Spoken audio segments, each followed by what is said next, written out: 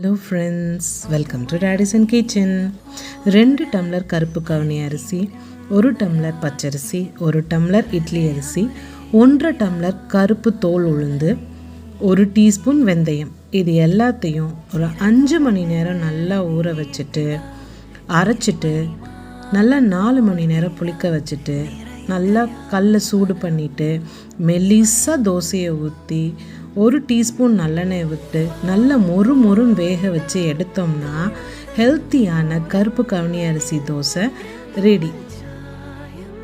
இதுக்கு நல்ல சின்ன வெங்காயமும் பூண்டும் போட்டு, அதுவும் முந்தின நாள் மீன் குழம்புனா சொல்லவே வேணாம், செம்ம டேஸ்ட்டாக இருக்குங்க. கருப்பு கவுனி அரிசி தோசையும் மீன் குழம்பும் ஹெல்த்தியும் ப்ளஸ் டேஸ்டியான டின்னர் ரெசிபி. செஞ்சு பார்த்துட்டு எப்படி இருக்குன்னு எங்களுக்கு கமெண்ட் பண்ணுங்கள். தேங்க்யூ ஃபார் வாட்சிங். Bye bye.